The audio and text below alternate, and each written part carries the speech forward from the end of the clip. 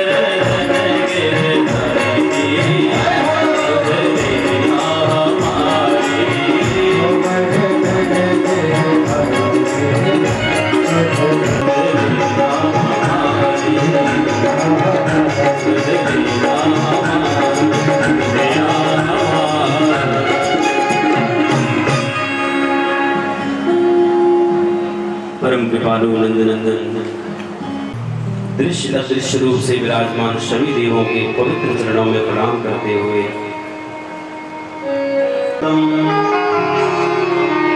तपोमयं ध्वस्तरजस्तमस्सं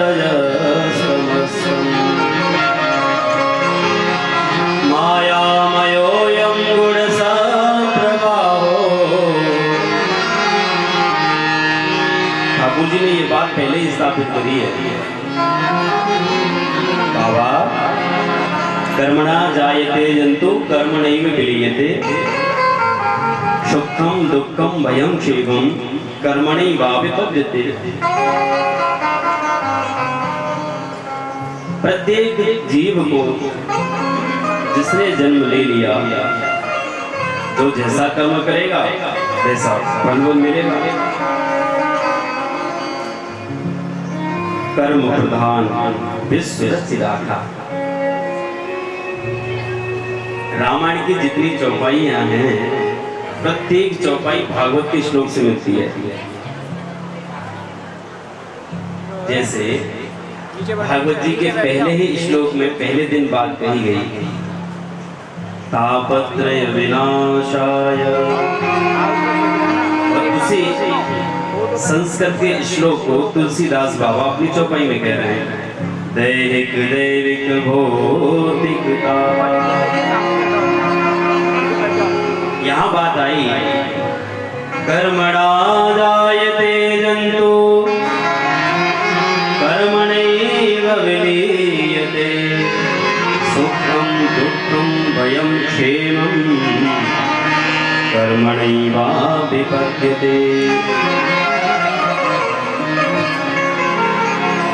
ठाकुर जी माने समझाना चाह रहे हैं, बाबा व्यक्ति को सुख मिले तो उसके कर्म हैं, दुख मिले तो उसके कर्म हैं। व्यक्ति कोई गोरा होता है तो स्वयं के कर्म द्वारा, बढ़िया सुखों में सुविधाओं में रहे तो अपने कर्म के द्वारा। परम पूज्य श्री राम सुखदास जी महाराज की वचन है, हम जिस स्थान पर खड़े होते हैं उसके जिम्मेदार हम स्वयं हैं। बोलो राधे राधे। अच्छी बात है कोई अच्छा कार्य हो जाए, किसी ऊंचे पद पर हम बैठे और किसी भी दूसरे व्यक्ति को हम सम्मान दें कि इनकी वजह से आज हम यहाँ पर हैं। लेकिन प्रमुख बात तो ये है, जिस स्थान पर, जिस गति में, जो स्थिति में हम होते हैं, हम स्वयं के कर्मों द्वारा होते हैं। लेकिन हम लोग जब अच्छे पद पर बैठते हैं तो कहा करते हैं कि ये मेहनत हमारी है, हमने मेहनत करी। और यदि कोई बुरा काम हमारे साथ हो जाए, हम दुखी हो, भगवान श्री राम के पास पुनः पहुंची है मैया सीता। पूछा है, ठाकुर जी मैंने ऐसा सुना है कि आधा भोजन जब होता है तो जल पिया जाता है। बोली देवी हमसे ये बात पूछ रही हैं आप, अगस्त मुनि से पूछ लो।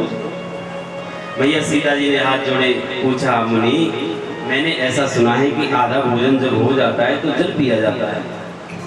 अगस्त मुनि ने कहा भैया आधा भोजन हो तब न पिए। बोलो राधे राधे राधे। बोले 8 दिन से भोजन चालू है, रिद्धि सिद्धि को पसीना आ रहा है, आप कह रहे हैं कि आधा भोजन नहीं हुआ, तो महाराज हम पूरा भोजन करा भी नहीं सकते। तो देवी पानी की व्यवस्था तो करो, पानी तो पिलाओ। ठाकुर जी ने कहा अभी आप आचमन कर लो और द्वापर के अंत में कृष्ण अवतार में हम जब आएंगे इंद्र वर्षा करेंगे, आप जल पीना। तो अब अगस्त मुनि को बुलाया गया। शामर्तक नाम के जो मेघ हैं उन्होंने बारिश करी और उस बारिश का जितना भी जल था सब अगस्त मुनि पीते चले गए।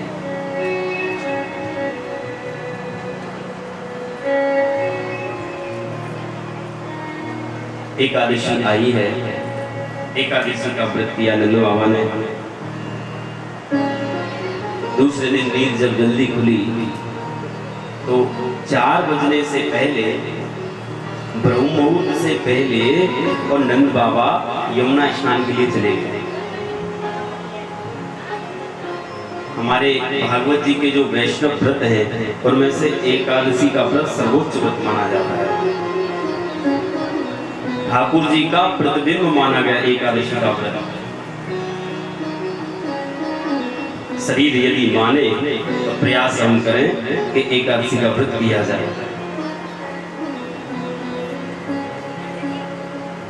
प्रातः काल नंद बाबा गए हैं, यमुना जी में डुबकी लगाई और ब्रह्म मुहूर्त से पहले यदि कोई यमुना जी में स्नान करता और उसी व्रत को आज नंद बाबा ने किया। 4 बजने से पूर्व यमुना जी में स्नान किया, वरुण के जो दूत हैं पकड़ के ले गए। वरुण देवता ने बिठाया, पूजन किया। ठाकुर जी को पता लगा कि त्रयोदशी तिथि लगने वाली है, पारायण बाबा को करना है। ध्यान में देखा तो वरुण के यहाँ पर नंद बाबा बैठे हैं। ठाकुर जी सीधे पहुंचे वरुण लोग। वरुण देवता ने देखा कि साक्षात नारायण पधारे हैं, श्री कृष्ण पधारे हैं। ऊंचे आसन पर बिठाया, आरती करी, 56 भोग लगाए, प्रणाम किया और वेद स्तुति गा रहे हैं। और नंद बाबा ने जैसे ये सब देखा तो सोच रहे हैं कि ये हमारा कनुआ सा लग रहा है, लेकिन कान्हा यहाँ पर आ जाए ऐसा तो हो नहीं सकता। पास में जाकर के देखा तो ये मेरा श्री कृष्ण है। ठाकुर जी ने बाबा को प्रणाम किया और वरुण जी को बुलाया, कहा वरुण देवता आपको पता नहीं है कौन है? ठाकुर जी 4 बजने से पहले जो किसी भी नदी में जाता है आपने हमको ड्यूटी दी है, हमने तो पूरी ड्यूटी करी, हम उसको पकड़ के लेके आएंगे और वही काम हमने किया। ठाकुर जी ने कहा भले आदमी जी हमारे पापा जी हैं, हमारी पूजा कर रहे और पिताजी को बंदी बना के रखा। नंद बाबा को छुड़ाया, ठाकुर जी आए हैं ब्रज में। तो बाबा अब टकटकी लगाकर ठाकुर जी की ओर देख रहे हैं।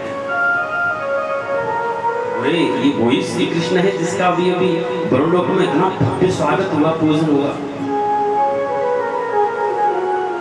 सभी ग्वाल वालों को बुलाया, यशोदा जी को बुलाया, कहने लगे बोले हमको तो लगता है हमारा श्री कृष्ण भगवान है। ए नहीं न कहूँ बिसारियो बोले नंद बाबा की आस। मानो ठाकुर जी संकल्प ले रहे हैं, वृंदावनम परित्यज्य पादमेकं न गच्छति। भगवान कह रहे हैं वृंदावन माने ब्रज को छोड़कर एक पग भी मैं कहीं बाहर नहीं जाता। और वल्लभ माने जो ठाकुर जी के वैष्णव भक्त हैं वो क्या कह रहे हैं? अगर कन्हैया हमको ब्रज से बाहर हाथ दे, कहे कि आ जाओ, तो 84 कोस के बाहर हम कह देते तू हमारा कन्हैया हो नहीं सकता। नहीं, हमारा कन्हैया तो ब्रज से बाहर जाता ही नहीं। हमारे पूज्य गुरु महाराज जब भी कथा हो कहीं भी करी, रमण रहती लीला से आगे कभी बढ़े नहीं। तो ठाकुर जी का विवाह भी नहीं करते। बोले ठाकुर जी का विवाह तो द्वारिका में हुआ था, हमारे रमण बिहारी तो हमारे रमणीति में रहते हैं। बोलो राधे राधे राधे। रमणीति की महिमा सुना। एक बार मुक्ति ने पूछा, ठाकुर जी हम सबको मुक्ति प्रदान करते हैं, हमारी मुक्ति कौन देगा? मुक्ति कहे गोपाल से मेरी मुक्ति बताए।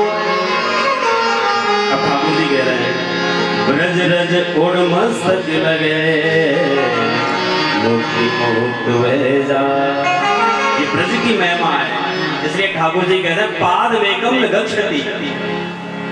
वृंदावन से बाहर ये पूरा ब्रज ही वृंदावन है। वृंदावन ब्रज माही या माही वृंदावन ब्रज। जैसे एक शहर वृंदावन नाम का, उसमें एक कॉलोनी का नाम गोकुल, एक कॉलोनी उसकी बनी महावन, एक बन गई गोवर्धन, एक बन गई बरसाना, एक मोहल्ले का नाम नंदगांव। लेकिन मुख्य जो शहर है ब्रज, उसका नाम वृंदावन है। प्रेम से बोलो राधे राधे।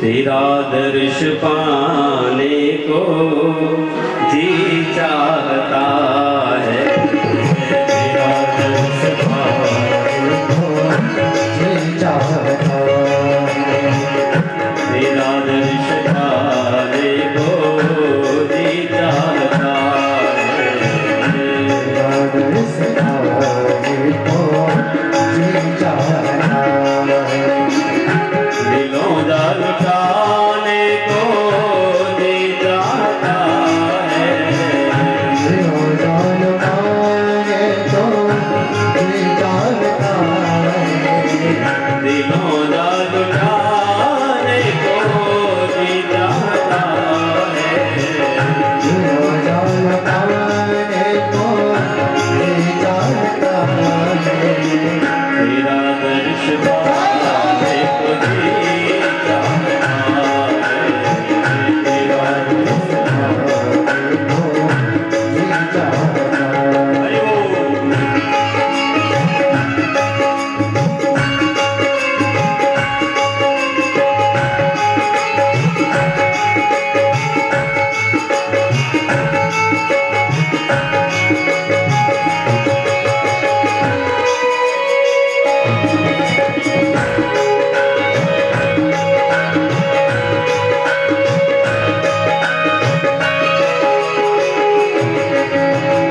उठे कृष्ण तेरे मोहब्बत के दरिए, उठे कृष्ण तेरे मोहब्बत के दरिए, उठे कृष्ण तेरे मोहब्बत के दरिए, उठे कृष्ण तेरे मोहब्बत के दरिए, मेरा डूब जाने को जी चाहता है, मेरा डूब जाने को जी चाहता है, दिलों दा लुटाने को जी चाहता है, दिलों दा लुटाने को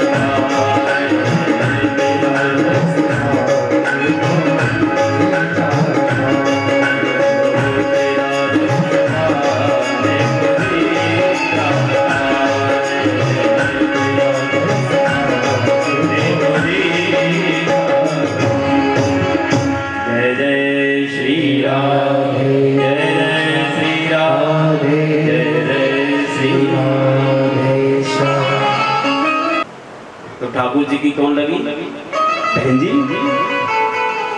या सुने, भगवान कह रहे हैं योग माया उपाश्रित। किसका आश्रय ले रहे हैं ठाकुर जी? योग माया। सबसे पहले रासलीला जब प्रारंभ कर रहे हैं, उससे पहले योग माया को माने अपनी बहन जी को बुला रहे हैं। योग माया आप आइए, उनका आश्रय लिया। और बहन जी साथ में खड़ी हैं, और फिर किसी के साथ नाच गाना हो जाए तो उसमें कोई बुराई वाली बात है नहीं। दूसरा भाव सुखदेव भगवान ने स्पष्ट किया है कि भैया ये भले ही गोपी बन के सब आए हैं, लेकिन हैं तो सब बाबा लोग। बाबाओं के साथ ठाकुर जी नाच रहे हैं। पूज्य भाई श्री का एक बड़ा सुंदर भाव है। कोई अगर पूछे और इसमें शंका करे तो उसके लिए सीधा सा उत्तर है। जब ठाकुर जी 6 दिन के थे, छठी पूजन भी ठीक से नहीं हुआ, तो भगवान ने पूतना जब स्तनों से दूध के बहाने और जहर पिला रही है, तो कोई जहर पी ले 6 दिन का बालक तो बड़ा होकर के रासलीला करे, क्या बुराई की बात है? मुझे तो लगता है कि 6 दिन का बालक जहर पी लेगा तो 6 सेकंड भी शायद काट पाए। दूसरी बात, कालिया इतना विषधर नाग है कि कालिया जिस स्थान पर रहता था, वहां यदि कोई गाय या उसके ऊपर से कोई पंक्षी भी निकले तो जल के राख हो जाता। और ऐसे कालिया के ऊपर ठाकुर जी ने नृत्य किया, नाचे। तो बोले कोई बढ़िया सा नाग गले में डाल ले, 1-2 हाथ पैरों में बांध ले, फिर रासलीला करे, कोई बुराई नहीं। तीसरा उदाहरण, 7 दिन 7 रात्रि ठाकुर जी जोर से घंटा बजाया। और घंटा जब बजाते हैं तो ठाकुर जी देखते हैं, अच्छा थोड़ा दुख दिया तब घंटा बजा, फिर कोई बात नहीं बेटा, आया अब अच्छी जगह आ गया, अब तेरे कष्ट सब खत्म हो जाएंगे। भगवान के पास सारे तरीके हैं हमको बढ़ाने के।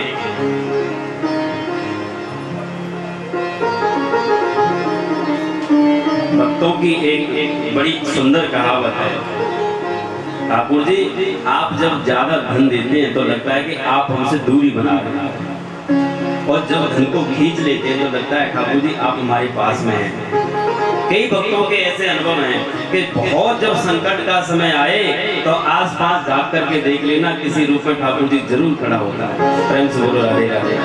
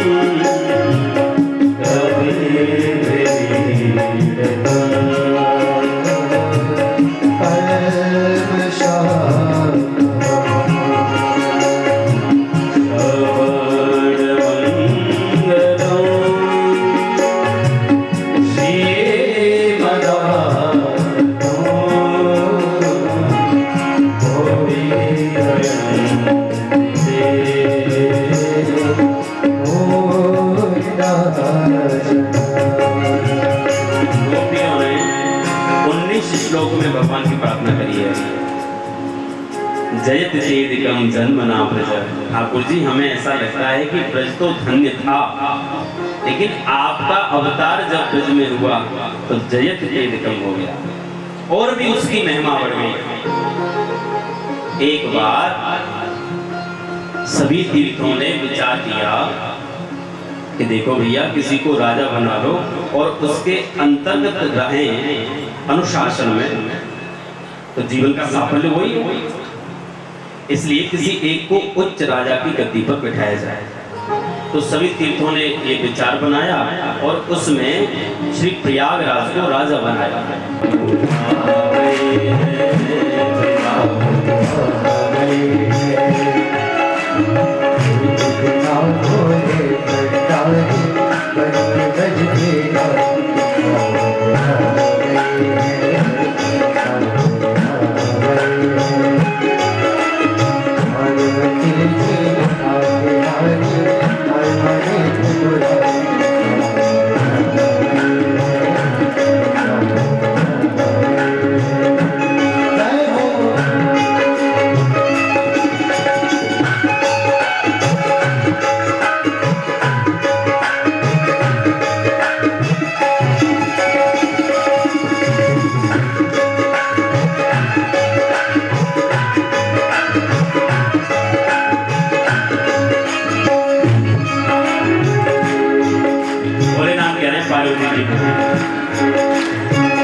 पार्वती से बोले मैं भी चलूंगा तेरे संग में, तेरे संग में।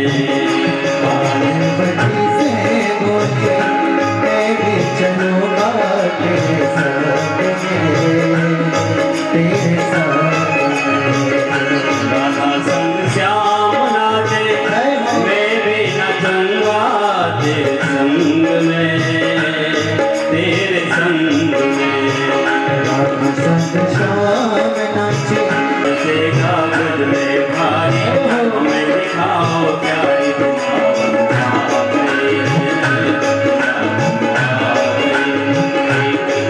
बोले तारे पंकज में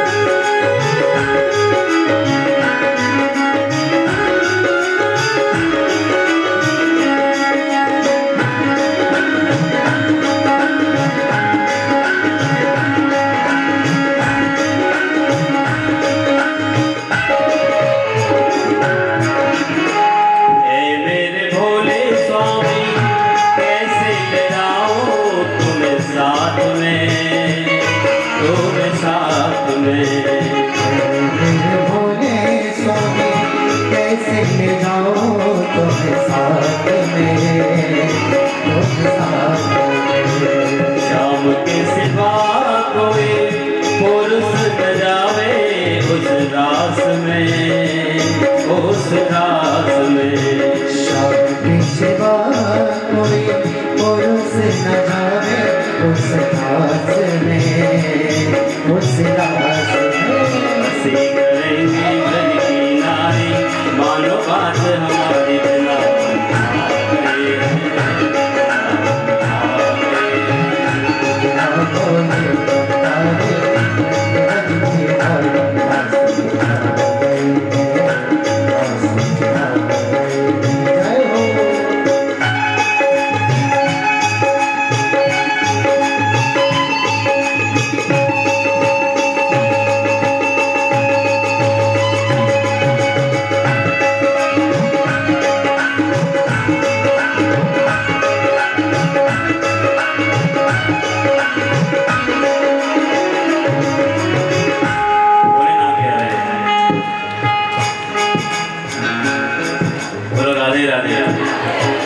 समझ गए सब राज को, सब राज को।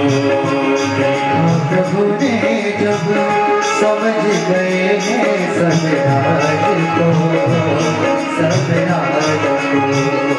देखा प्रभु ने जब समझ गए सब राज रे, सब राज रे। प्रभु ने जब समझ गए हैं सब राज रे, सब राज रे। ऐसी बजाए बंसी सुध बुध भोले भोलेनाथ रे, भोलेनाथ रे। ऐसी बजाए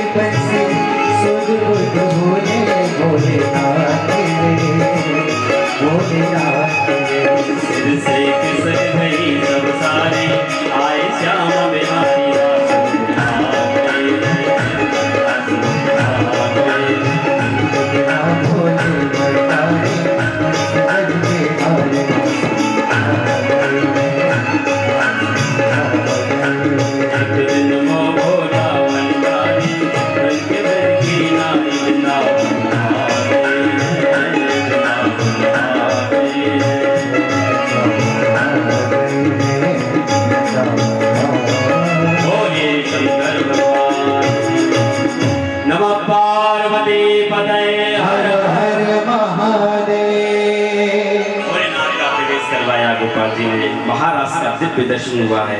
इस कलिकाल में भक्त मार्ग के चरित्रों में भगवान को वृंदावन जल्दी से जल्दी पहुंचना स्वामी श्री हरिदास जी के पास। तो मैया ने कहा कि हम मेघराज सुनाएं, आपकी बड़ी कृपा होगी। तो कंडे को थापने का गोबर से काम कर रही है, मानो उंगली से एक एक स्वर को दबा रही है। और कंडे के ऊपर ही उन माता ने मेघराज श्रवण कराया। और मेघराज से साक्षात ठाकुर जी। बारिश पड़ने लगी, शव का हृदय शांत हुआ है। मैया को प्रणाम किया, आंखें बंद करके माता की स्तुति गा रहे हैं। राजा और तानसेन जी, सारी प्रजा, इतने में मैया वहां से अदृश्य हो गई। तो ठाकुर जी, तानसेन जी ने कहा कि मेरे गुरु जी ने, मेरे इष्ट ने कृपा करी है, राजन अब जल्दी चलो वृंदावन। हरिदास जी के पास आई। राजा ने कहा, महाराज क्या आपके गुरु हम लोग कुछ सुना सकते हैं? और देखो, यदि कहेंगे तो शायद न सुनाएं, लेकिन आप चुपचाप जाकर के बैठ जाना। और गुरुजी पदों से बिहारी जी की सेवा करते हैं। ओछा नरेश आए तानसेन जी के पास, तो जानबूझ के आज तानसेन जी ने एक गलत राग गाया। जान रहे थे कि मैं गुरु के सामने गलत गाऊंगा तो गुरुजी सही करके हमको बताएंगे, बस राजा का और हमारा काम बन जाएगा। तानसेन जी ने गलत राग गाया, हरिदास जी ने उसको ठीक करके राग सुनाया। राजा प्रसन्न हो गए, मानो बिहारी जी को रागों से वो सेवा करते हो। ये बात जब पहुंची दिल्ली और अकबर बादशाह को पता लगा कि वृंदावन में कोई हरिदास नाम के सिद्ध रहते हैं, तो अकबर बादशाह आए। महाराज तानसेन जी को मिले हैं, हम आपके गुरु का दर्शन करना चाहते हैं। बोले कर लीजिए। गुरु जी गए थे यमुना जी। राजा सीधे यमुना जी पहुंचे। यमुना जी पर देखा कि हरिदास जी वहां से स्नान करके पुनः आ चुके थे विधिवत। वहां देख रहे हैं कि पूरे सिट्टी टूटी, तो ठीक है।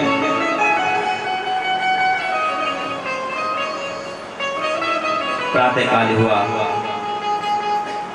सभी ब्रजवासियों में ये बात फैली है कि कृष्ण और बलराम आज मथुरा जा रहे हैं।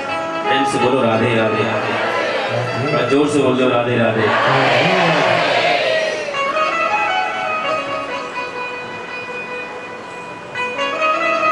कल तक और कहलवाएंगे, उसके बाद आप घर पे कहते रहना।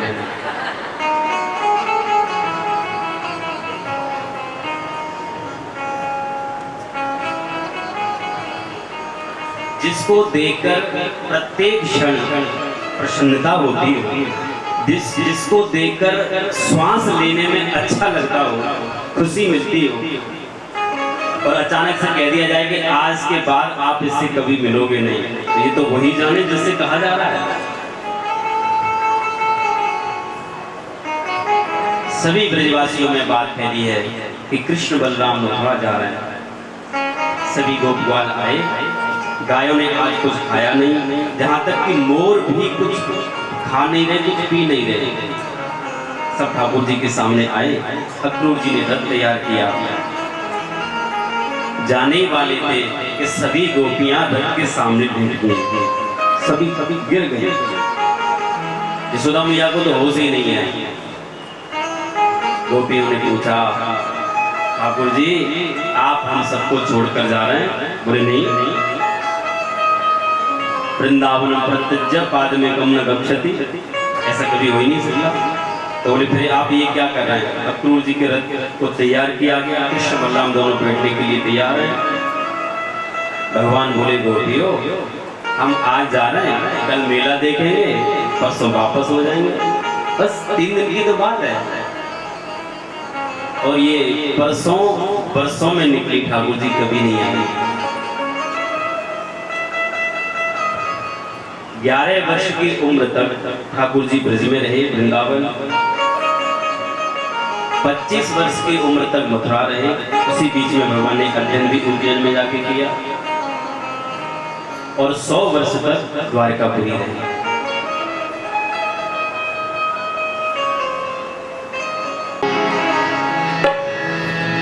गोपी विरह का अब अब कौन सहारा गोपी विरह का, अब कौन सहारा जपती रहेंगी हम नाम तुम्हारा, जपती रहेंगी हम नाम तुम्हारा। छोड़ के मत जाओ दाऊ के भैया, ओ रे कन्हैया करूं तेरे प्रेमिया। कुंजन की गलियों में दौड़ लगाए, कुंजन की गलियों में दौड़ लगाए, चोर चोर माखन कौन खाए, चोर चोर माखन कौन खाए।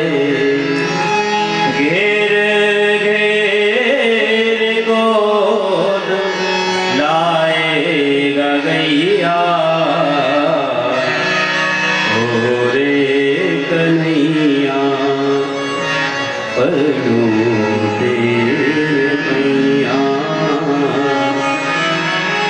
छोड़ के मत जाओ दाऊ जी के भैया, ओ रे कन्हैया करूं तेरे मैया। मैया यशोदा ने आत्मभाव से स्तुति करी है। ठाकुर जी रथ पर बैठे, नंद बाबा ने कहा, सभी गोपालों ने कहा, गोपाल हम तो आपके साथ चल सकते हैं। सभी भगवान के मित्र साथ में गए, नंद बाबा भी साथ में गए। अक्रूर जी के मन में विचार आया कि ऐसा न हो इन कोमल कोमल बालकों को कंस हत्यारा मार दे। इतने बड़े बड़े चाणूर मुष्टिक आदि उसने पहलवानों को अपने पास बुला के बैठाया के रखा है। मन में विचार आ रहा है कि इनको क्या मैं वापस ब्रज छोड़ दूं? फिर मन में लगा, अरे अरे ये तो नाथ हैं, जगन्नाथ हैं। अक्रूर जी ने फिर पुनः आगे रथ बढ़ाया, फिर कहीं बीच में रोका, फिर थोड़ा सा आगे बढ़ाया, यमुना जी के किनारे पर रथ रोका। मन में विचार आया कि स्नान करूं। ठाकुर जी ने हृदय में ऐसी प्रेरणा करी। अक्रूर जी ने रथ को यमुना जी के किनारे खड़ा किया और जैसे ही यमुना जी में गोता लगाया तो कृष्ण बलराम का दर्शन यमुना जी के अंदर किया। पुनः बाहर आए तो कृष्ण बलराम रथ में बैठे हैं, फिर से डुबकी लगाई, फिर कृष्ण बलराम का दर्शन किया। भागवत जी में 5 बार का वर्णन है। कभी ऊपर देखते हैं, कभी फिर से डुबकी लगाते हैं, कभी ऊपर देखते हैं, फिर डुबकी लगा रहे हैं। समझ गए कि ये तो जगन्नाथ है, सर्वत्र विद्यमान है, हरि व्यापक सर्वत्र समाना। कोई ऐसा क्षण नहीं, कोई ऐसा कण नहीं या ठाकुर जी न रहता होगा। ये प्रश्न ही गलत है। किसी ने पूछा कि भगवान कहाँ रहता है, तो बोले ये बिल्कुल प्रश्न ही उल्टा है। ये पूछना चाहिए कि भगवान कहाँ नहीं रहता, तब शायद हम कुछ दिमाग लगा दें, कोई ऐसी जगह देखते कि भगवान यहाँ नहीं हो सकता। कब्जा ने कहा कि आज तक मैंने कंस को लगाया, पर वो हमेशा मेरे को टेढ़ी कुबड़ी कहता, पर आज तक मैंने किसी अच्छे व्यक्ति को नहीं लगाया। पहली बार इसने मेरे को सुंदरी कहा। ठीक है महाराज, हम लगाएंगे। सभी ब्रजवासियों के चंदन लगाया। भगवान ने कहा आपको हम आशीर्वाद देते हैं, आप अपनी कृपा ऐसे ही बना के रखो। कब्जा को बुलाया अपने नजदीक और भगवान ने उसके चरणों के ऊपर अपना चरण रखा, एक हाथ उसकी पीठ पे लगाया और दूसरा हाथ उसकी ठोड़ी पे, माने झटके से उसको सुंदर बनाया। ठाकुर जी इतना कर ही रहे थे कि दाऊ दादा तो साइड में खड़े हो गए। और ग्वाल वाले बोले लाला ये वृंदावन ना है भैया, मथुरा है, मालूम पड़ेगी मामा को तो बहुत मार पड़ेगी। तूने जो काम वृंदावन में करता था वो मथुरा में भी शुरू कर दिया। ठाकुर जी कह रहे हैं आशीर्वाद दिए गए। बोले ऐसे आशीर्वाद दिया जाता है? ठाकुर ने जोर से झटका मारा, दिव्यांग सुंदर बना दिया। तब जाने कहा कि अब हमारे घर चलो। ठाकुर जी ने कहा कि पहले हम यहाँ का जिस काम के लिए आए वो काम पूरा कर लें, फिर घर चलेंगे। ठाकुर जी आगे बढ़े तो कोहलिया पीड़, एक नामक कोहलिया पीड़ नाम का हाथी है, और उस हाथी को मदरा पिलाई गई और कह दिया गया कि कृष्ण बलराम जैसे ही प्रवेश करें उनके ऊपर इसको छोड़ेगा। हाथी को छोड़ा गया। भगवान ने खेली खेल में उसके दांत निकाले और दांत निकाल के एक जोर से उस पर छलांग मार करके उसके ऊपर बैठे, उसका काम तमाम किया। और दांत लेकर के ठाकुर जी माने एक गदा लेकर के और उस भूमि में गए जहाँ पर मल्ल भूमि है, सारे मल्ल खड़े हुए। प्रेम से बोलो राधे राधे।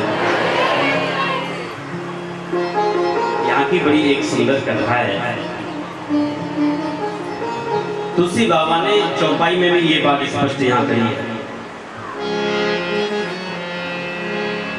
जागी रही भावना जैसी प्रभु मूरत देखी दिन तैसी।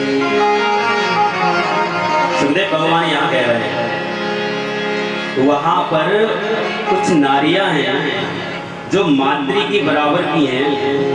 वो कह रही हैं कि ये यदि हमारे पुत्र होते तो कितना अच्छा होता। कुछ कन्याएं हैं, कन्या कह रही हैं ये हमारे पति रूप में हमको वर्णन करें तो कितना अच्छा होगा। बुजुर्ग बैठे हुए वो कह रहे हैं कि देखो भैया कितने कितने कोमल इनके हाथ पैर हैं और इतने मोटे मोटे राक्षसों से कैसे युद्ध करेंगे। सबको अलग अलग भगवान दिखाई दे रहे हैं, जिसकी जैसी भावना उसके अनुसार। लेकिन कंस को कृष्ण काल के स्वरूप में दिखाई दे रहा है। प्रेम से बोलो राधे राधे।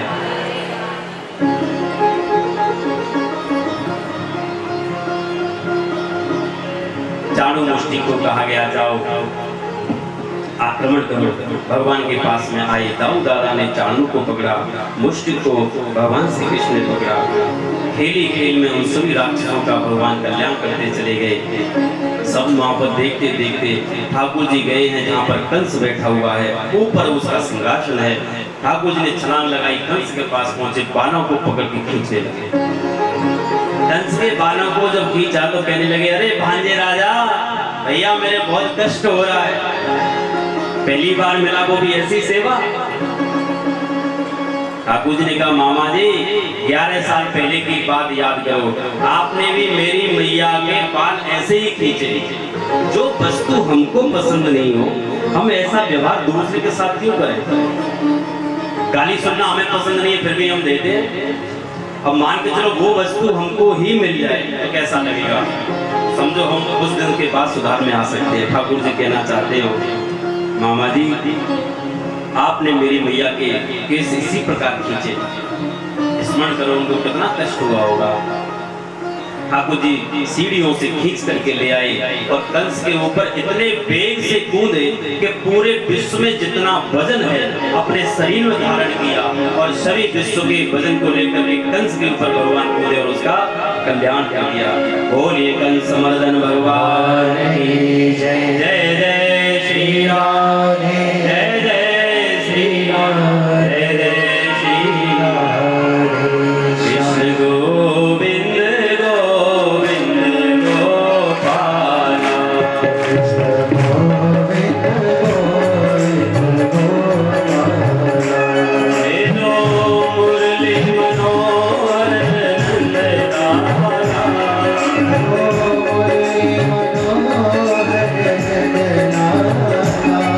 Hello,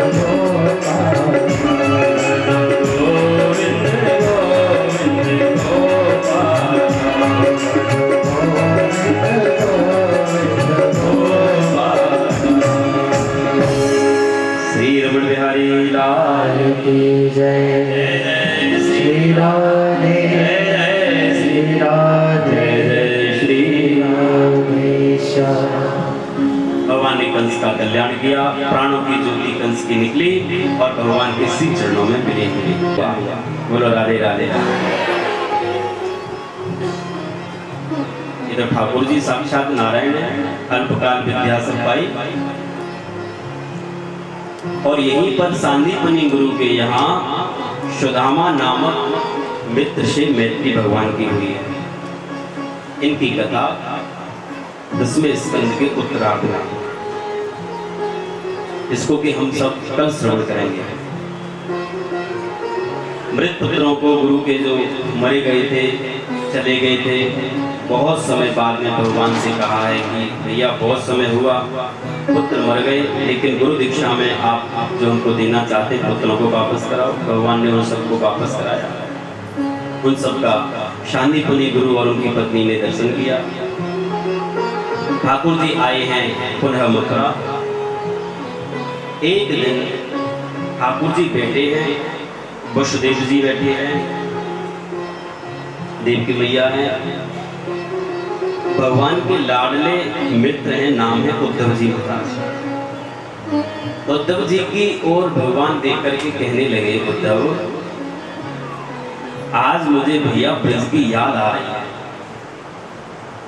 उद्धव जी ने सुना, ठाकुर जी आप तो परब्रह्म हैं, आपकी सब याद करें तो बात जस्ती है, लेकिन आपको याद आ रही है, आप किसकी याद कर रहे हैं?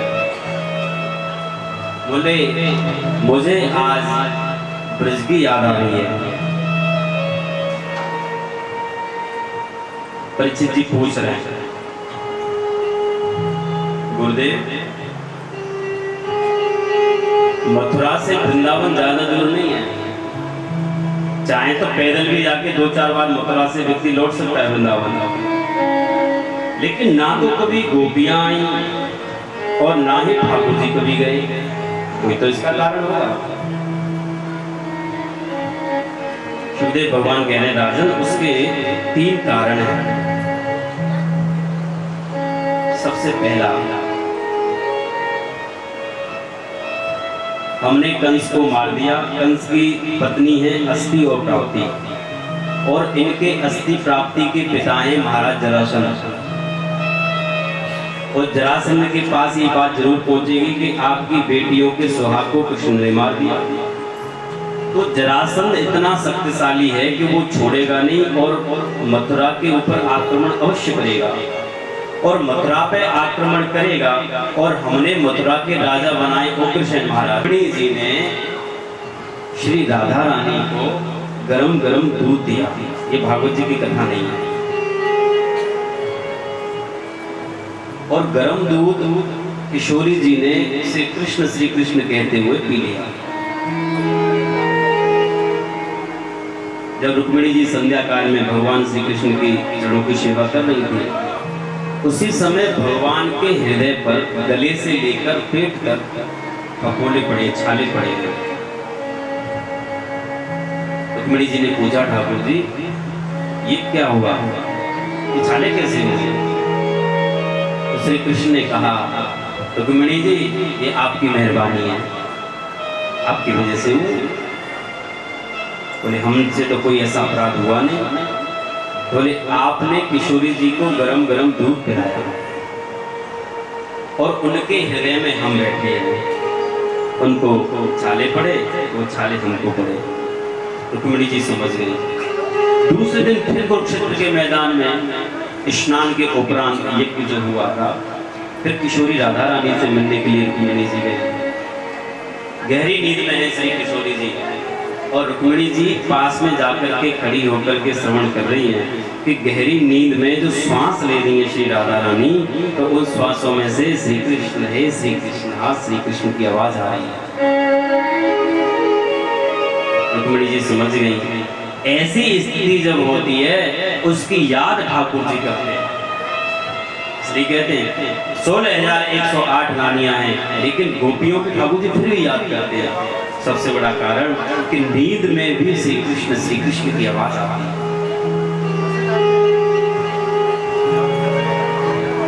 उद्धव जी से भगवान कह रहे हैं, उद्धव जी आप ब्रज जाइए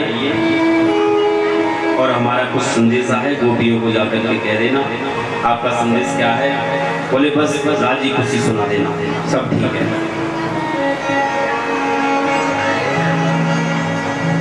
ब्रज की ओर भगवान ने देखा, उदास हुए, उद्धव जी को कह दिया। एक कारण ये भी है उद्धव जी को भेजने का कि ये बृहस्पति के शिष्य हैं, महाराज बृहस्पति से इन्होंने गुरु मंत्र लिया, तो इनके अंदर ज्ञान तो बहुत है।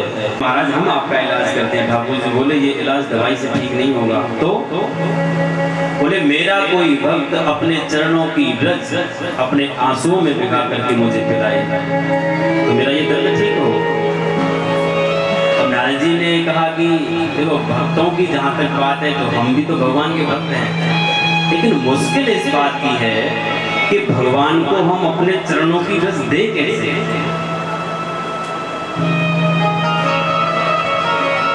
वो काम तो हम नहीं कर सकते। भगवान ने नारद जी का, नारद जी जल्दी कुछ उपाय करो, मेरे दर्द और तेज होने लगा और बढ़ने लगा। नारद जी ने कहा रुक्मिणी जी आप ही तो भगवान की भक्त हैं, 16,108 पत्नियां हैं भगवान की, मुख्य पटरानी है 8, आप सब भगवान की भक्त हैं, आप ठाकुर जी को दो। रुक्मिणी जी बोली कि हम भक्त तो हैं लेकिन पतिव्रता नारी भी है, हमारा तो महाराज धर्म नष्ट हो जाएगा। ठाकुर जी ने कहा और नारद जी कुछ जल्दी करो, मेरे दर्द और तेज हो रहा है और बढ़ने लगा। नारद जी वहां से गए हैं, पूरे ब्रह्मांड में भागे, सबसे पूछा, लेकिन किसी ने भी भगवान को अपने चरणों की रस नहीं प्राप्त। सब यही सोचते कि तो भगवान को कैसे दें, कोई और हो तो दें, हमको तो नरक में जाना पड़ेगा।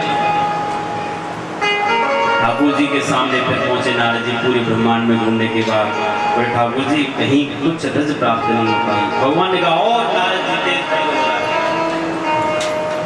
आप ये बताओ ब्रज में गए कि नहीं, गोपियों के पास गए।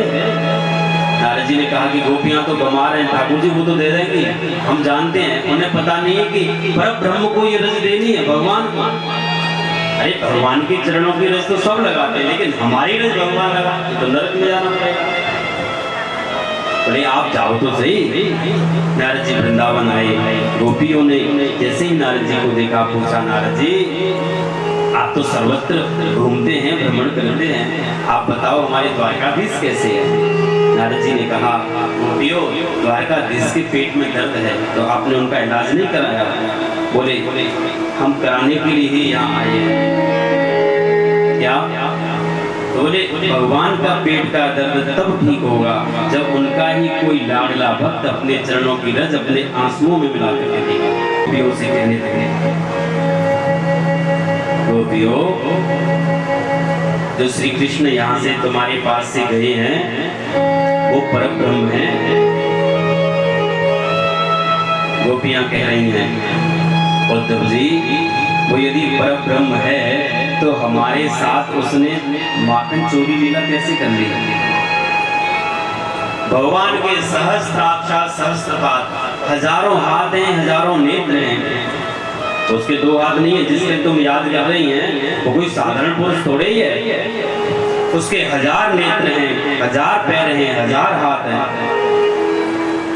तो प्रिया ने कहा उद्धव जी हमें नहीं पता उसके 1000 हाथ हैं कि नहीं, हमें ये जरूर पता है कि एक दिन हमारे घर जब चोरी करने आया था तो हम तो एक हाथ पकड़ के यशोदा जी के पास शिकायत के लिए गए, हमें नहीं पता कि 1000-2000 हाथ होते होंगे।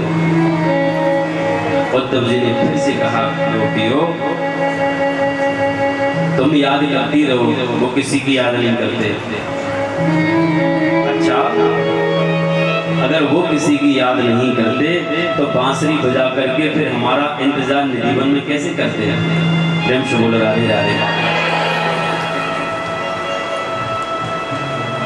हमने इन्हीं आंखों से उनका दर्शन किया है।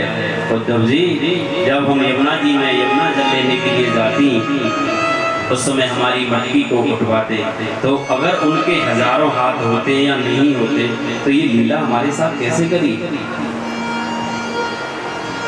उद्धव जी महाराज से इतनी बातें हो ही रही थी, इतने में एक ब्राह्मण आया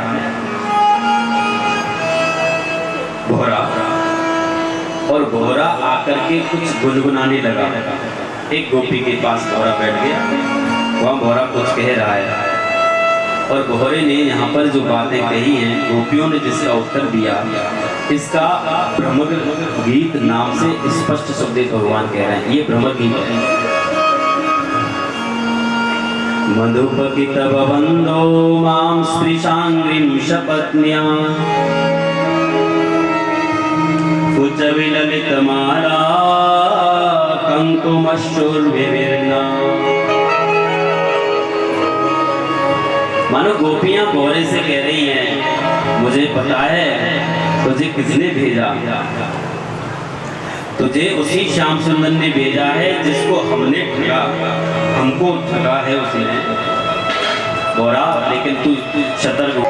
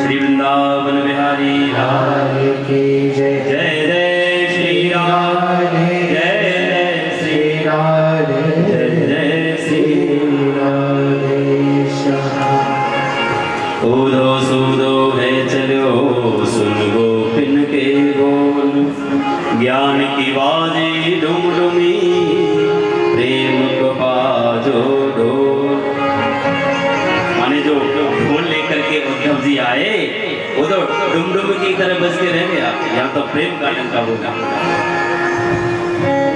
उद्धव जी महाराज 6 महीने बाद इनको होश आया। ब्रजरज में पड़े हैं, गोपियों के प्रवचन सुनने के बाद, भाव देखने के बाद 6 महीने बाद जब होश आया तो बालू चढ़ाई, तैयार हुए। बोले भैया हम किस काम के लिए आए थे? अरे अरे अरे अब ठाकुर जी को कोस रहे हैं, श्री कृष्ण तुम बहुत निष्ठुर हो। उद्धव जी आए मथुरा, ठाकुर जी को प्रणाम किया और श्री कृष्ण को कह रहे हैं, श्री कृष्ण तुम बहुत निष्ठुर हो। भगवान ने कहा ये शब्द तुम्हारे मुख से सुनकर मेरे को बड़ी प्रसन्नता है। ठाकुर जी किसके लिए आते हैं? तुलसीदास जी रामायण में कह रहे हैं, विप्रदेन सुर संत हित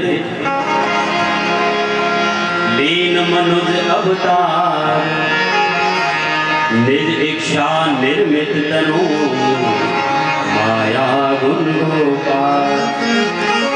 भगवान किसके लिए आ रहे हैं? विप्र ब्राह्मण, धेनु गाय, विप्र धेनु सुर देवता, संत हित इनके लिए आ गया। तो बोले फिर राक्षसों की तरफ क्यों ध्यान जा रहा है कि भगवान देख रहे हैं कि कौन कौन रह गया? बोले वो ऐसा होता है कि जैसे कोई व्यक्ति यहाँ का रहने वाला और कहीं विदेश में रहता हो और पड़ोसी उनको निमंत्रण दें कि भैया हमारे बेटी की या बेटे की शादी है, आपको आना।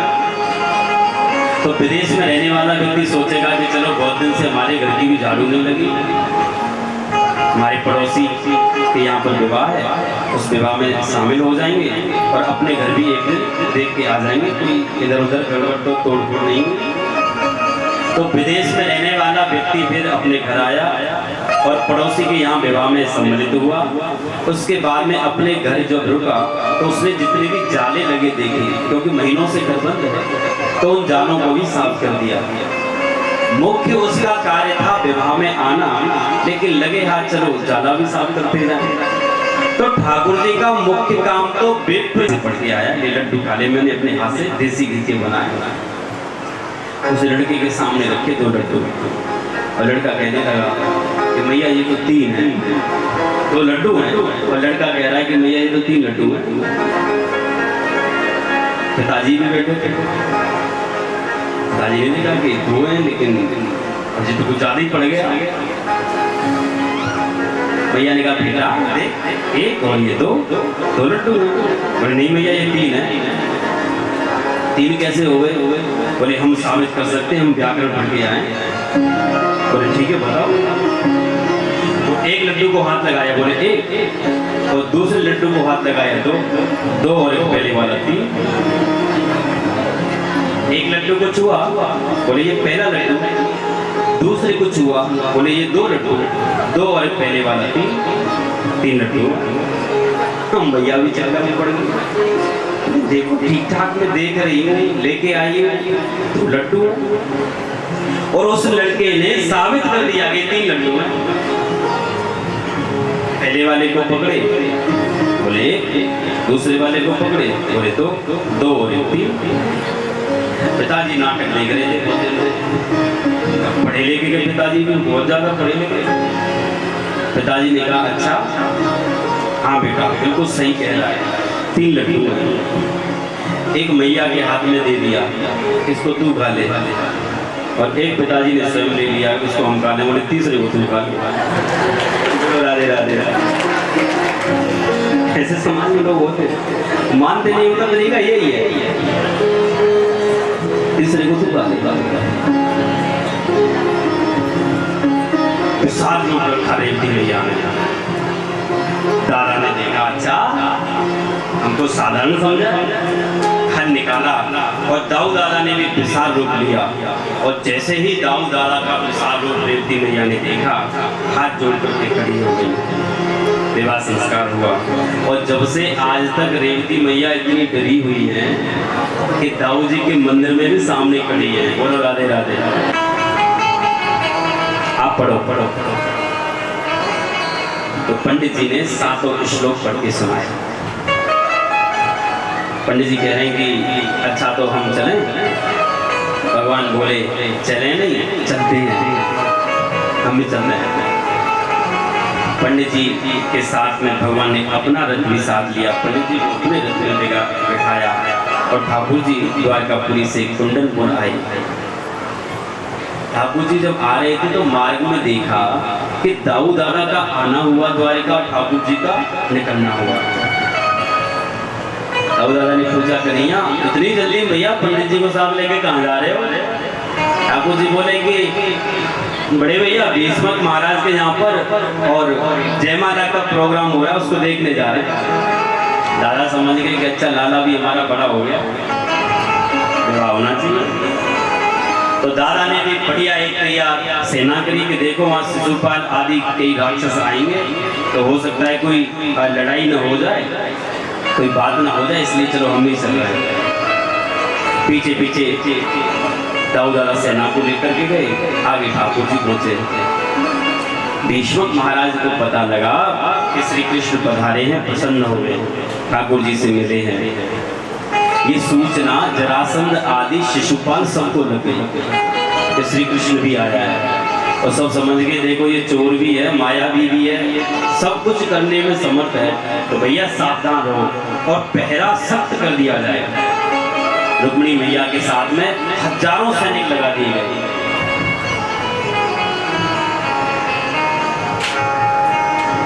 अभी रुक्मिणी जी को पता नहीं है, केवल ठाकुर जी भीष्मक महाराज से मिले। रुक्मिणी जी माता देवी का आशीर्वाद लेने के लिए मंदिर में पूजन के लिए नहीं प्रणाम किया है। सर्व मंगल मांगल्ये शिवे सर्वार्थ साधिके शरण्ये त्र्यंबके गौरी नारायणी नमोस्तुते। मानो मैया ने आशीर्वाद स्वरूप में अपने गले की माला रुक्मिणी जी के गले में डाल दी। बोले तुम्हारा काम बन गया। रुक्मिणी जी जब सीढ़ियों से उतरने लगी तो उसी बीच में देख रही हैं कि देखो जिसका हमारी आंख इंतजार कर रही है वो दिखाई नहीं दे।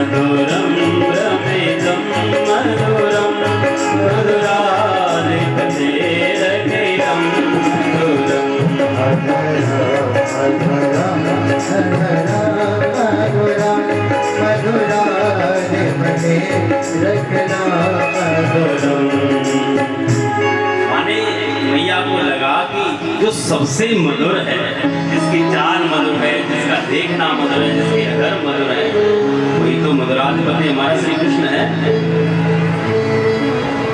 तो मैया की नजर एक एक सैनिक को देख रही है कि इनके बीच में मधुराधिपति हमको दिखे। तो कनुआ कनुआ घुंघराले बाल मुकुट लगाए हुए हैं। ठाकुर जी ने अपने नेत्रों को घुमाते हुए रुक्मिणी जी को देखा। रुक्मिणी जी समझ गई यही है, हाथ का इशारा कर दिया जो चट्टी में बात रखी थी। बात पक्की हो गई कि हाँ आ गए।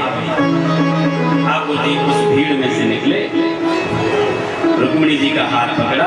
सभी गोपियां वहां पर देख रही है, सभी देख रही है। किसी ने कुछ बोला नहीं, किसी सैनिक ने कुछ बोला नहीं, और ठाकुर जी हाथ पकड़ करके ले जाने लगे। इतने में एक सैनिक ने कहा देखो शिशुपाल के साथ में रुक्मिणी ने रिश्ता तय किया है, रुक्मिणी जी का कितनी बढ़िया जोड़ी है। दूसरा सैनिक बोला कि जोड़ी देखते हो, इनकी चाल देखो कितनी मधुर है। तीसरे सैनिक ने कहा तुम चाल देख रहे हो, इसके घुंघराले घुंघराले बाल देखो कितने अच्छे लग रहे हैं, सुंदर लग रहे हैं। एक कह रहा है कि तुम सब कुछ छोड़ो, इन दोनों की जुगल जोड़ी का केवल दर्शन करते रहो, मन में प्रसन्नता होती रहेगी। और ये सब आपस में एक दूसरे बात कर रहे थे। ठाकुर जी ने रथ में बैठाया और रथ में ले जाकर जाने लगे। तो एक सैनिक ने कहा देखो रथ में बैठ कर कितने सुंदर लग रहे हैं, बोलो राधे राधे। ठाकुर जी 1 2 3 करके वहां से रुक्मिणी मैया को ले गए। अब इतने में सभी सैनिकों को लगा, एक दूसरे को हिलाया। बोले भैया हाँ, बोले हम काय को खड़े हैं, हमारी किसी चीज की नौकरी लगी है। अरे अरे अरे जिनकी रक्षा के लिए हम खड़े थे वो तो कोई ले गया, अब हलचल मची सब में। शिशुपाल के पास, रुक्मिणी के पास, भीष्म महाराज के पास, सबके पास पहुंचे। महाराज गजब हो गया, दूल्हे महाराज के सहरा लगा रह गया।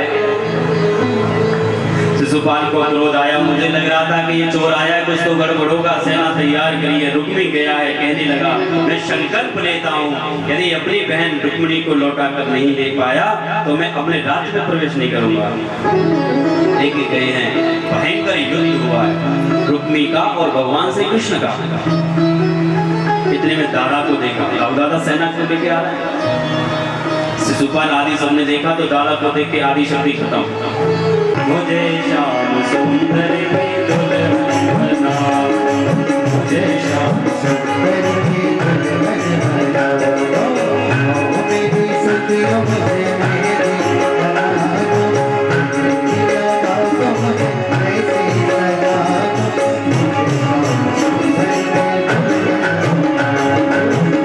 श्याम सुंदर की दुल्हन बना दो, मुझे श्याम सुंदर की दुल्हन बना दो,